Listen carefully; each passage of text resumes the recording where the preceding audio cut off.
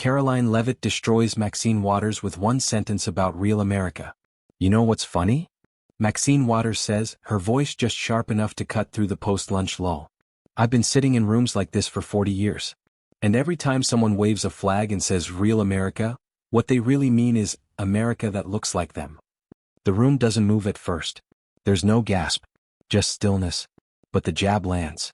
Everyone knows who she's pointing at, even if she doesn't say the name. Karoline Leavitt doesn't blink. Her hands stay folded. Her jaw tightens but not in defense, in restraint. Waters leans forward slightly, resting her elbows on the table. This proposal isn't infrastructure. It's a fantasy. Built on privilege. Drafted by someone who's never known what it costs to be unseen. There's a pause, calculated and thick. And then Karoline speaks. I grew up 2 paychecks away from a shut-off notice, she says evenly without raising her voice. Don't you dare tell me what real America looks like. The words echo more than they land. Like a slow crack across glass. A chair squeaks. A staffer glances up from a legal pad. The stenographer pauses, unsure whether to look or keep typing. Phones flick on without permission. The kind of moment that knows it's going viral before it's over. Waters lets out a short breath. Not a laugh, not quite a scoff. Some of us, she says, had to fight to be heard. Not handed microphones just because we looked the part. Karoline tilts her head. Her voice stays calm but firmer now. Some of us had to speak before dinner, because the power might be out by sundown. She says it like it's memory, not metaphor. A murmur rolls through the chamber like a ripple across water. The kind of sound that's not quite noise, just awareness. The moderator tries to intervene. Let's bring this back to infrastructure, please. Karoline shifts slightly, turning toward the dais. This is infrastructure. It's not just pipes and wires. It's heat. It's light. It's the ability to boil water without choosing between rent and electricity. It's power. It's pride. It's who gets left in the dark, and who just assumes someone else will flip the switch. Maxine's smile tightens but she doesn't speak. Karoline presses on. You want to talk about experience? Fine. I've stood in the freezing cold at 5 a.m. with my dad, restarting the generator because we couldn't wait for the grid to stabilize. I've watched my mother make spaghetti by candlelight, and not because it was romantic. Because it was the only light we had. She scans the room. That's not privilege. That's persistence. And if that doesn't count as real America, then maybe the definition is broken, not me. Now it's Maxine who doesn't blink. But something behind her eyes shifts just slightly.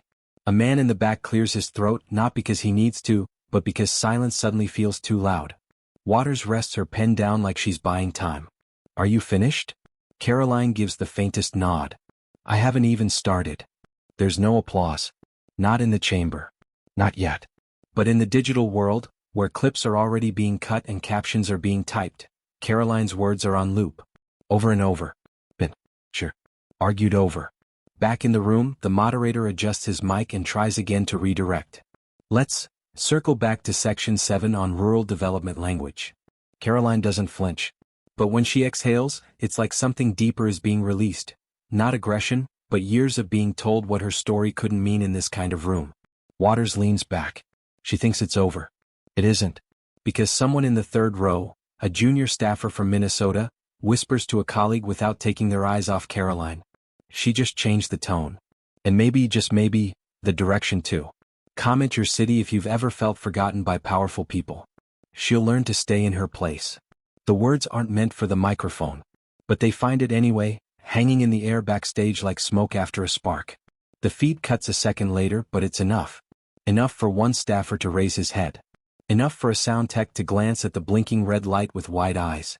And enough for Karoline Leavitt, who's standing just around the corner, to hear every syllable. She doesn't say anything at first. Just stands there, eyes lowered, jaw motionless.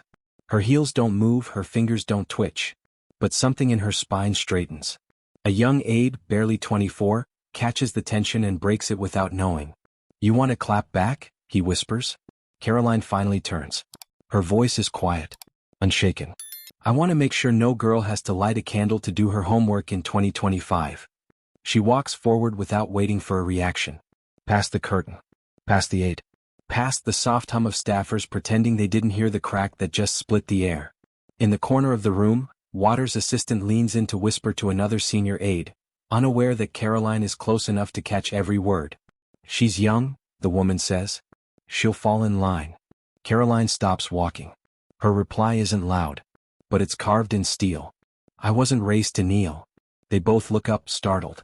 The assistant opens her mouth to respond, then doesn't. Karoline moves on, leaving silence in her wake. Later that night, tucked away in a side hallway, Karoline leans against the wall beside a fellow freshman lawmaker from the Midwest. They're not friends, not exactly, but they share the same look. That mixture of exhaustion and steel that only comes from being underestimated twice before breakfast. He offers her a bottle of water. You good? Karoline shrugs. I've been good. That's never been the problem. He waits. He knows what's coming isn't politics, it's past. She continues, her voice slow. There were winters back home when the only power line still working was across the street. My mom would run an orange extension cord from the neighbor's porch into our living room. One plug for a heater. One plug for a lamp. She doesn't look at him as she speaks. My little sister used to sit on the floor in a sleeping bag and do her math by a 50-watt bulb we didn't even own. And I remember thinking, if I ever get in a room with the people who decide where wires go, I'm going to tell them about this lamp. He exhales. You think they'll listen? Karoline finally turns to him. I don't need all of them to listen, she says. I need just enough to change something. He nods, then chuckles dryly. You broke the internet today. She smirks. Not the goal. Could have fooled me. She tucks her hands into the pockets of her blazer and leans her head back against the wall. The hall is quiet, but the building feels louder now, as if something has shifted beneath its polished floors. He gestures vaguely toward the chamber. Maxine's gonna come for you harder next time. I'm counting on it. Silence again, this time not survival. Just breath. Across the building, a senior analyst is already cutting sound bites from Karoline's earlier testimony. Newsrooms are prepping headlines. Commentators are arguing over tone, legacy, decorum. But Karoline's still in the hallway where there's no spotlight. Just one young woman remembering a frayed orange cord that once lit a living room. And when she finally speaks again, it's not to anyone in particular. She thinks silence is respect. It's not. Pause. A glance toward the end of the hall. It's survival. And I'm done surviving. Iris. No tweet. But somewhere in that silence, something starts to hum. Because this wasn't performance. This wasn't soundbite strategy. It was the building of a mic no one could shut off. And the girl holding it? She wasn't playing anyone's part. She was writing a new one. What happens when you refuse to play the part they've scripted for you? I move to enter these into the congressional record. Karoline's voice breaks through the chamber like the first wind before a storm. She's standing. Not posturing. Not performing. Just holding something in her hands that doesn't look like legislation. It looks heavier. The stack of letters is bound by a thin red ribbon. No digital printouts. No PDFs. No summaries. Just real paper. Folded. Crinkled. Ink smudged. She places them gently on the desk before her and meets the gaze of the chair.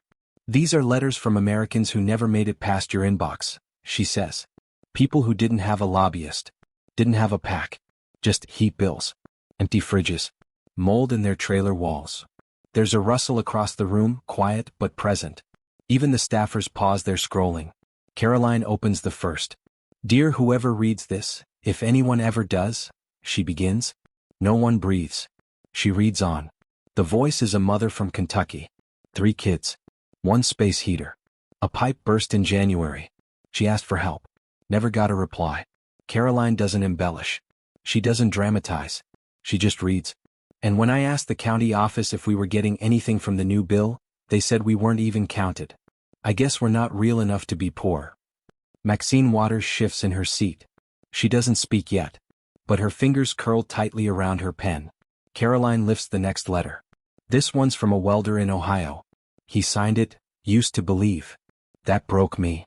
She reads only part of it, just enough. I work 50 hours a week and my wife still boils water on a stove to bathe our daughter. You go on TV and talk about progress. All I see is rust. The chamber is motionless. Even the stenographer pauses, eyes flicking up from the keys. Maxine breaks the silence. This isn't a Hallmark moment. The words land hard, on purpose. Her tone is sharp, laced with years of earned defiance. Karoline doesn't flinch. It's not a moment, she says, eyes steady. It's a movement they never bothered to listen to. The sentence doesn't raise its voice. It doesn't have to. It carries the weight of every envelope in that stack. Maxine leans forward. I've read letters too. I've lived it. Karoline turns her head slightly. Her voice lowers, not in volume but in temperature. Then why does it sound like you stopped listening? The blow is silent, but it stings. Even Waters doesn't reply right away. The chair clears his throat. Let the Congresswoman finish. Karoline nods, her fingers grazing the next page. This one's from a waitress in Oklahoma. Her child missed 18 days of school last year because she couldn't afford shoes that fit. She said, "We don't get counted because we don't count to them." She lets the letter rest. They didn't ask for speeches. They asked for sidewalks. And they're still waiting. Across the chamber, someone coughs, not out of discomfort, but to interrupt the silence that's grown too full to bear. Karoline glances down at the letters once more but doesn't read the next one. Instead, she looks around the room. You want data? Fine. But you'll never fix what you can't hear. And these people, they stopped yelling. Now they just write. Waters exhales sharply, muttering something to an aide. But it's too quiet to catch. Karoline leans back in her chair, not triumphant, just tired in the way people get when they carry voices no one else will. She didn't quote economists, a reporter tweets minutes later. She quoted exhaustion. And they're not wrong. The footage goes live by evening. But in that moment, inside the hearing room, no one cares about view counts or headlines. They're just stuck, staring at paper they've never touched and realizing it's heavier than it looks. When did real voices become political liabilities? Let's be clear, these are optics. Not obstacles. Maxine Waters gestures toward the screen behind her, where a bar graph compares energy access across rural and urban communities. She doesn't look at Karoline, not directly, but her voice lands on her like a slap dressed as strategy. Barriers are real, she continues, but we can't confuse anecdotes with actual policy needs. The moderator looks to Karoline. Would the Congresswoman from New Hampshire like to respond? Karoline doesn't move at first. Her fingers remain laced calmly on the table, but her eyes are fixed, not on the chart, not on Waters, but somewhere deeper. She leans in slightly, no mic adjustment, no shift in tone. If your power comes from CNN, she says, mine comes from propane, and both can go out real fast. There is no gasp. Not yet. Just stillness. A staffer sitting behind Waters lets out a sharp, involuntary snicker. The kind meant for private texts, not live testimony. But it escapes, and the camera catches it. And that's when the room freezes. Even Waters goes still. Her pen stalls mid-scribble. Karoline doesn't blink. I've seen men cry, she says evenly. Not because they lost their jobs. Because they had to choose between filling their gas tank or feeding their kid, and they picked wrong. Waters turns toward her now, slowly. Then they need better jobs. Karoline exhales, but not in frustration, in focus. No, she says. They need a government that doesn't build bridges it won't let them cross. Silence again, but this time it's different. Not a lack of sound. A presence. Something thick and unignorable. A junior aide near the back leans toward a colleague and whispers, "Did she just say that on record?" Karoline speaks again before anyone can answer. "This isn't optics," she says, gesturing to the chart. "It's the lie we keep repackaging as progress. You call it data. I call it distance. You look at percentages. I look at the man who lit a fire pit inside his trailer to keep his newborn warm because the heating subsidy he applied for never showed up." Waters interjects, her tone sharpening. "We've all seen struggle, Congresswoman. You don't own suffering." Karoline doesn't flinch. "But I haven't forgotten it." The sentence hovers, uninvited, unrelenting. The moderator adjusts his notes, but his hands are shaking slightly. Not from fear, from knowing something just shifted. Across the building, a staffer watching the live feed hits record on her phone. She doesn't know why, just knows she should. Karoline softens her voice now, but her words cut deeper. "You keep telling people to wait. To trust that it's getting better. But where I come from, trust ran out 2 winters ago." Waters folds her arms, visibly irritated now. "You don't get to sit here and act like you're the only one who's lived through hardship." Karoline meets her gaze. Then stop dismissing the one still in it. A long pause. Even the stenographer hesitates before returning to her keys. There's no thunderclap. No standing ovation. Just the unmistakable shift of weight, like gravity being redistributed. A few rows back, a young intern whispers without looking up, "That's the one. That's the clip." He's right. Within minutes, the sentence, "If your power comes from CNN, mine comes from propane, and both can go out real fast," starts its climb across timelines and news tickers. But inside the chamber, the moment hasn't ended yet. Waters leans closer to the mic but doesn't speak. It's not defeat. It's something else. Something colder. Karoline, still composed, folds the chart closed. You want to talk about infrastructure? Start with the courage to acknowledge the cracks. Because what's breaking isn't just concrete, it's trust. And with that she sits. No more charts. No more numbers. Just a sentence that didn't shout, but detonated. She didn't throw a punch. She dropped the temperature. What's louder, the applause of the powerful, or the silence of the forgotten? If this made you emotional or angry, comment the word enough below. She slept in gloves and still didn't wake up. The voice isn't angry. It's not even loud. But it slices through the crowded hallway like a blade no one saw coming. Karoline turns first. Waters is already mid-step, flanked by staffers and heading for the bank of reporters gathering outside the hearing room. But that sentence stops them all cold. A retired man in a faded army jacket stands at the edge of the press scrum, holding up a crumpled photo in his hand like it's a flag. His hair is white, shaved close. His face is weathered from sun and years and grief. He doesn't shout again. He doesn't need to. Because now every camera lens is pointed at him. He holds the photo just a little higher. My daughter, he says, voice breaking. She died in a trailer off I-90 during the last freeze. She wore gloves to sleep. Blankets. Didn't matter. The heat had been off for 6 days. She froze to death beside her 3-year-old, who didn't understand why mommy wouldn't wake up. No one speaks. The hallway, packed with press, security, aides, goes silent in a way Capitol Hill rarely knows. Reporters lower their mics out of reflex. Some press record without blinking. Others don't even move. Waters adjusts the lapel of her blazer.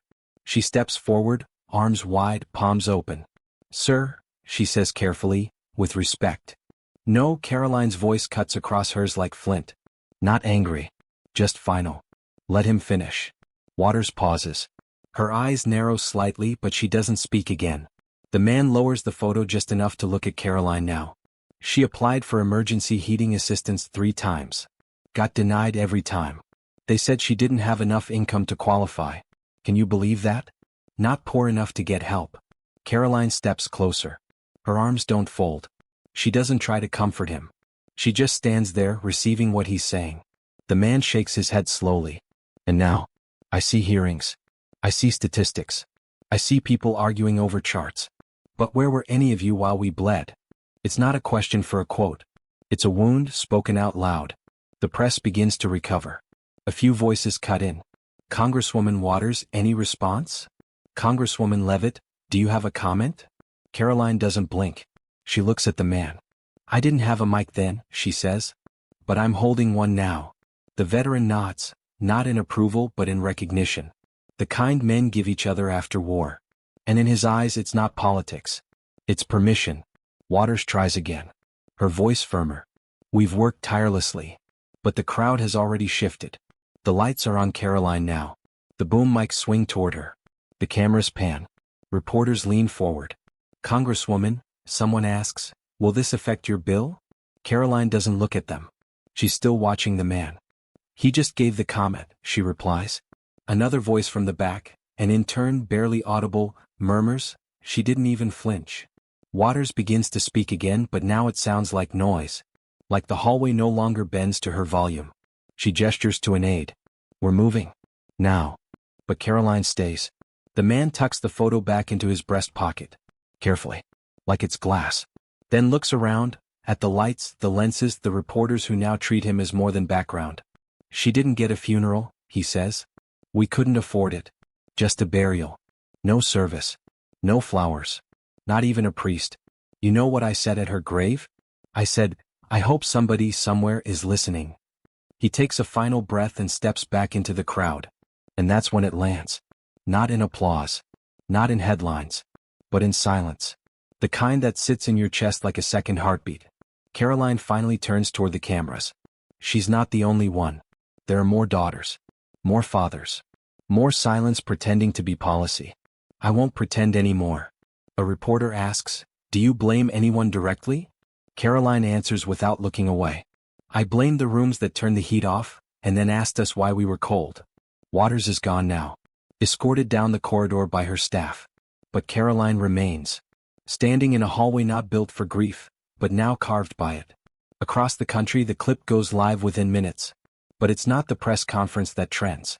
It's the photo. A grainy shot of a girl in a pink coat holding a doll. And the words beside it. Where were you while we bled? Some call it political theater. But others, veterans, single mothers, struggling families, quietly listening Americans, call it something else. Testimony. The kind not sworn. The kind that sobbed. What's the worth of policy if it ignores the graves it leaves behind? You've barely lived. Waters says it offhand like it's just an observation. But her tone is surgical, precise, polished, meant to sting while appearing civil. A few heads tilt. One or two chuckles slip out from the older bench. It's the kind of line that normally works, a quiet way to re-establish authority without raising your voice. But Karoline doesn't flinch. She offers a small smile, polite and dangerous. Then, she lifts a folded piece of paper from her folder and gently places it on the microphone. Her fingers smooth it out like it's a relic. This is an op-ed, she says, written in 1993 by a then-upstart lawmaker, a woman who demanded immediate reform, claiming delay was its own kind of cruelty. The room quiets. Karoline doesn't look up as she reads. You ask us to wait, but you do not sit where we sit. You ask us for patience, but you already have what we're still begging for, a seat. She looks up now. Her eyes land on Maxine. You didn't sound old then. You sounded like someone they kept outside the room. Maxine shifts in her seat. The silence that follows isn't uncertain, it's charged. The kind that turns breathing into posture. Karoline's tone doesn't rise. If anything, it softens, which somehow makes it land harder. I didn't come here to be the loudest voice, she says. But I came here to remind you, you once were. Waters inhales, the corner of her jaw tightening. A senior committee member, trying to contain the moment, leans toward the mic. Let's get back on track. Karoline turns toward him without losing a beat. This is the track, she replies, calm as steel. It's just not yours anymore. No one interrupts. Because they all know what she's doing, and that it's working. Waters doesn't respond immediately. She straightens her notes. Looks at the folder before her as if it suddenly requires her attention. Karoline continues, but now there's less bite, and more ache. I don't blame you, she says. I blame the noise. This system, it convinces people that power has to come with age and that urgency is immaturity. She taps the paper once. But this, she says, this was urgent once. And you were right. The only mistake is pretending the need expired. A younger aide seated near the wall scribbles something on a pad. Not notes, just one line. She turned the mirror back on her. Karoline lets her hand rest gently on the paper. Then she folds it again, slowly. I'm not here to discredit your experience, she says. I'm just asking you to remember how it felt to wait for someone to notice you had it. There is no response. Just the kind of silence that feels like accountability. She didn't disrespect the past, a journalist will later write. She demanded it remember the present. And this time nobody laughs. When does wisdom turn into dismissal? 12 hours after the hearing, the clip hit 7 million views. The sentence, "Don't tell me what real America looks like," plays on a loop across cable news, Twitter reels, and phone screens held by tired hands in gas station parking lots and nursing home cafeterias.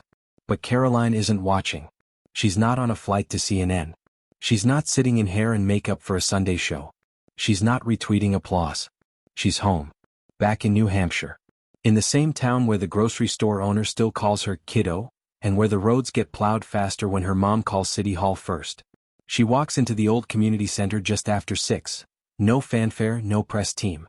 Just Karoline and a beat-up laptop tucked under her arm. The room smells like dust and heating oil. A few folding chairs. A cracked linoleum floor that squeaks when you shift your weight. But the room's full, not in numbers, in presence.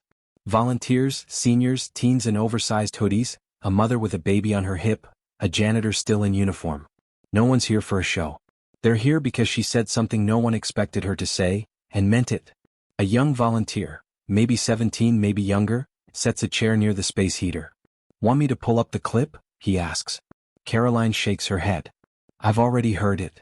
She opens her laptop instead. I want to hear them. She starts reading. A waitress in Kansas wrote, I cried. Because I thought I was the only one keeping warm with my oven door open. A murmur from the crowd. Familiar pain. Karoline scrolls. A grandfather in Arkansas commented, finally someone said it. I'm 74. I thought they'd never say it again. She reads another. A girl in Indiana, 12 years old. She wrote, "I want to be like her when I grow up.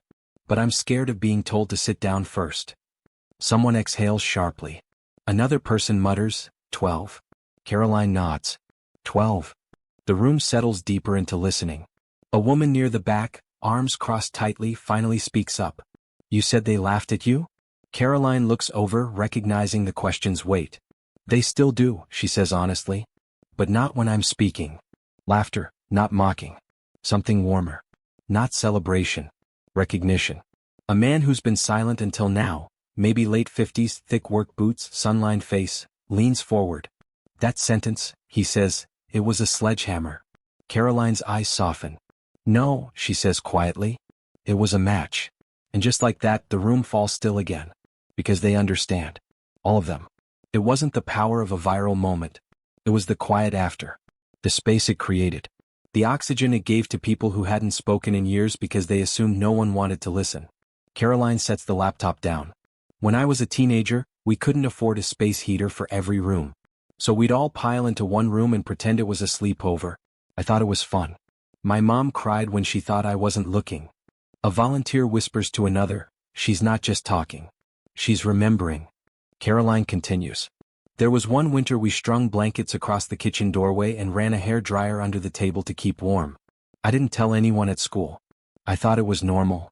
She lets that sit. "Now I know," she adds, "it was common. But it wasn't okay." A little boy near the front, maybe 8, maybe 9, raises his hand. "Do they believe you now?" Karoline smiles, not because it's a cute question, but because it's the most honest one she's been asked in days. "Enough do," she answers. "And that's how it starts." He nods, satisfied. She sits for a while, not as a congresswoman, not as a headline, just as Karoline. Daughter of a man who fixed broken thermostats, sister of a girl who once wrote homework beside a candle, woman who now speaks so others don't have to whisper anymore. Someone brings coffee in a styrofoam cup. Someone else offers to fix the flickering light above her. No one asks for a photo. But everyone watches her, not because she's a celebrity but because she's theirs. And she's still here. That night, when she walks home beneath a navy sky stitched with stars, her phone buzzes. A journalist texted, "You going to capitalize on this momentum?" She stares at the message, then closes her phone. Because this wasn't about capital. It was about courage. And courage, she's learned, doesn't echo in applause. It lives in what follows. The silence. The breath held in a room that expected a lie but got something real instead. She opens the door to her apartment and sets her bag down gently. Somewhere, a girl in Indiana sleeps knowing she doesn't have to sit down anymore. And that's the win. That's the match. That's the fire. Sometimes the spark isn't in the sound. It's in the silence that follows.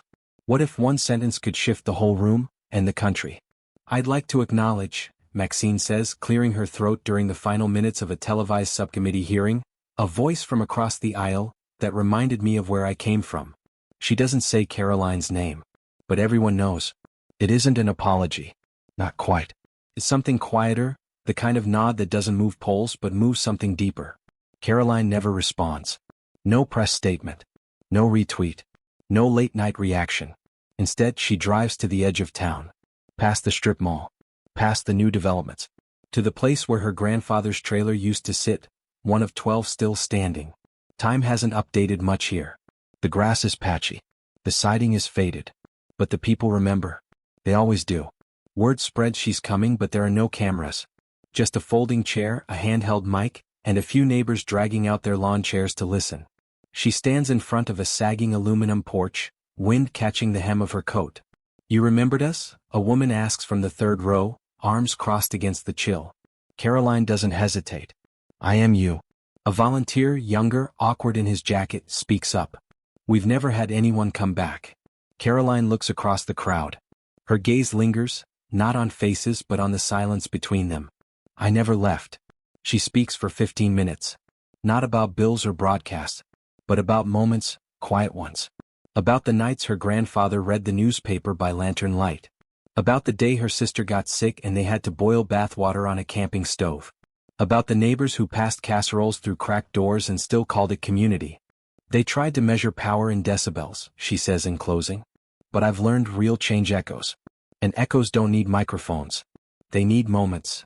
She sets her notes down on a folding table. Just a single worn notebook, its corners bent, its spine torn. The top page is circled in red ink. One line written in her own hand. Say it once. Say it well. Say it for someone who thinks no one's listening. The mic goes quiet. The wind picks up again. No applause. But no one moves. Because sometimes legacy isn't in the noise. It's in the hush that follows. It's who remembers you when the spotlight's gone. It's who still hears you when you've stopped speaking. If you believe the truth still matters in power, subscribe and drop your opinion in the comments. Some careers rise through applause. Others rise from a single sentence whispered in rooms that finally went quiet.